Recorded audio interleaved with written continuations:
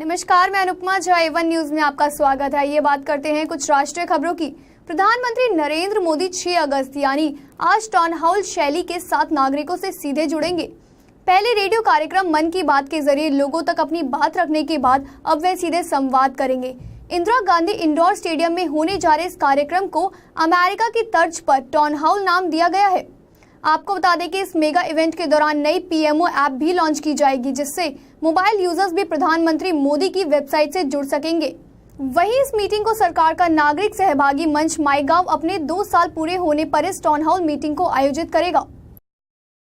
विजय रूपानी गुजरात के नए सीएम बनेंगे। वहीं उससे पहले बीजेपी का ये फैसला बेहद चौंकाने वाला रहा, क्योंकि दिन भर नितिन पटेल का नाम सीएम पद के लिए चर्चा में रहा और ये लगभग तय माना जा रहा था कि वही नए मुख्यमंत्री होंगे। यहाँ तक कि नितिन पटेल ने कई चैनलों को इंटरव्यू तक दे दिए थे, लेकिन विधायक दल की बैठक के बाद हुई घोषणा में विजय रूपानी का नाम अंतिम रूप से सामने आया। आपको बता दें कि विजय रूपानी शुरू से ही बीजेपी अध्यक्ष अमित शाह की पसंद थे। रूपानी गुजरात भाजपा के अध्यक्ष हैं और प्रदेश के परिवहन मंत्री भी। वहीं इस बीच विजय रूपानी जल्दी राज्यपाल से मुलाकात कर सरकार बनाने का दावा पेश करेंगे। उधर पाटीदार आंदोलन के नेता हार्दिक पटेल ने गुजरात के मुख्यमंत्री विजय रूपानी का नाम आने के बाद पहली बार प्रतिक्रिया दी है। हार्दिक पटेल ने कहा है कि रूपानी अमित शाह के खास हैं और अब उनके इशारे से ही गुजरात में काम होगा। आपको बता दें कि पाटीदार समुदाय से आने वाले नितिन पटेल को मुख्यमंत्री बनाए जाने की चर्चा थी, लेकिन आखिरी घड़ी में विजय रूपानी के नाम की घोषणा कर दी गई। असम के कोकराझार जिले में काले कपड़े पहने हमलावरों ने जमकर फायरिंग और गोलीबारी की। इसी घटना में अब तक 14 लोगों की मौत हो गई है, जबकि कई लोग घायल हैं। स्थिति को नियंत्रित करने के लिए सेना ने मोर्चा संभाला। वहीं प्रधानमंत्री नरेंद्र मोदी ने ट्वीट कर हमले की कड़ी निंदा की है। प्रधानमंत्री ने ट्वीट पर लिखा कि गृह मंत्री असम सरकार के साथ लगातार संपर्क में है और पूरे ऑपरेशन पर नजर रख रही है। आपको बता दें कि हमलावरों ने फायरिंग के लिए AK-47 का इस्तेमाल किया था। वहीं शुरुआती रिपोर्टों के मुताबिक मरने वालों की संख्या बढ़ सकती है। सुप्रीम कोर्ट ने दूध में मिलावट पर लगाम लगाने के लिए सख्त कदम उठाने का आदेश दिया है। सुप्रीम कोर्ट ने कहा है कि केंद्र और राज्य सरकारें food safety and standards act को प्रभावी तरीके से लागू करें। कोर्ट ने दूध में मिलावट और नकली दूध बनाए जाने को बेहद गंभीर मसला बताया है। कोर्ट ने कहा कि राज्य सरकार अपने यहाँ तमाम डेयरी वालों को इस बात की चेतावनी दे कि दूध में मिलावट करने पर उनके खिलाफ सख्त कार्रवाई की जाएगी। अगर दूध में केमिकल पदार्थ मिला तो डेयरी के साथ ही दूध की बिक्री करने वाले खुदरा दुकानदारों पर भी कार्रवाई होगी।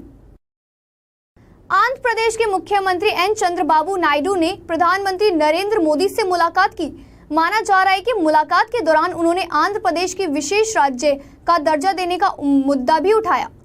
सूत्रों के मुताबिक नायडू ने प्रधानमंत्री से कहा कि राज्य के विभाजन के बाद तत्कालीन प्रधानमंत्री मनमोहन सिंह ने उन्हें राज्य को विशेष दर्जा देने का आश्वासन दिया था। भारत की रेल महान है, प्रगति की पहचान है, भारत की ये शान है, देश की ये जान है। Indian railways, we love Indian railways, ये उस रेल गति की प्रारंभिक पंक्तियां हैं जिसे रेल मंत्री सुरेश प्रभु ने यहाँ रेल भवन में आयोजित समारोह में लॉन्च किया। इस अवसर पर प्रभु ने कहा, हमारे देश में प्रतीकों का बड़ा महत्व है। इनके जरिए लोगों को प्रेरित उत्साहित करने में बहुत मदद मिलती है। रेल गीत भी रेलवे के लाखों कर्मचारियों और करोड़ों यूजर्स के लिए ऐसी ही भूमिका अदा करेगा।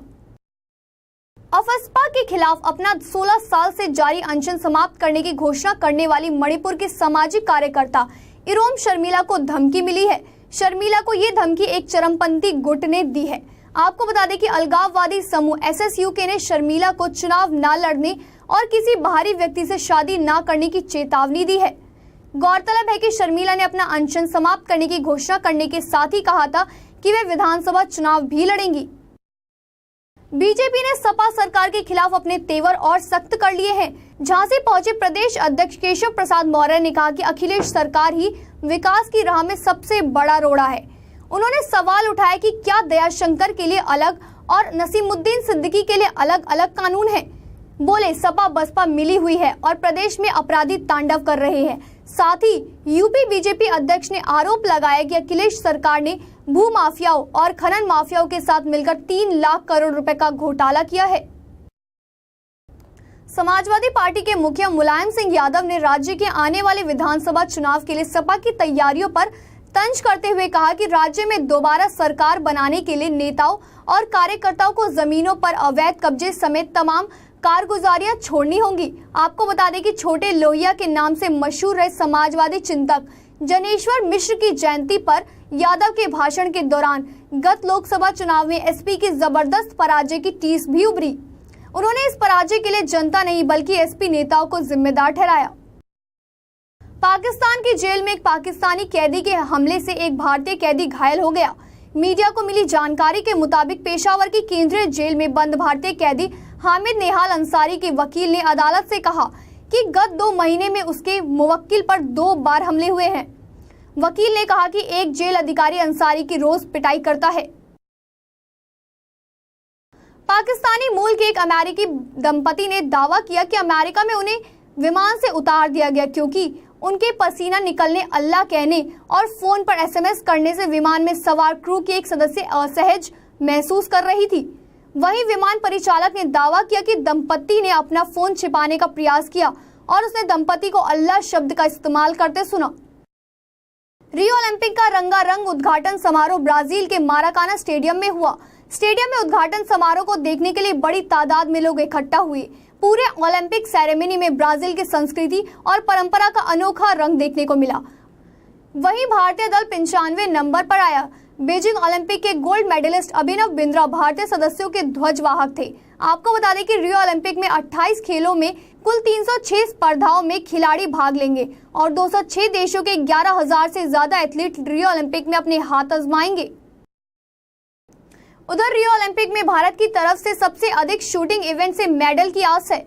सितारों से सजा भारतीय शूटिंग टीम रियो ओलंपिक में अपने अभियान का आगाज करेगी और सभी की नजरें फॉर्म में चल रहे जीतू राय पर होंगी, जबकि बीजिंग ओलंपिक गोल्ड मेडल विजेता अभिनव बिंद्रा भी अपने सुनहरे करियर को शानदार तरीके से अलविदा कहना चाहेंगे। लंदन ओलंपिक से मिले 6 पदकों से बेहतर प्रदर्शन की भारतीय उम्मीदों का दारोमदार निशानेबाजों पर ही है। जीतू राय और बिंद्रा के अलावा गगन नारंग, मानवजीत सिंह संधू, हीना सिद्धू और अपूर्वी चंदेला भी पदक के दावेदार है। इस बुलेटिन में इतना ही। मुझे दीजिए इजाजत। देश और दुनिया की खबरों के लिए देखते रहिए A1 न्यूज़, क्योंकि हम करते हैं खबरों की पड़ताल तह से तह तक। धन्यवाद।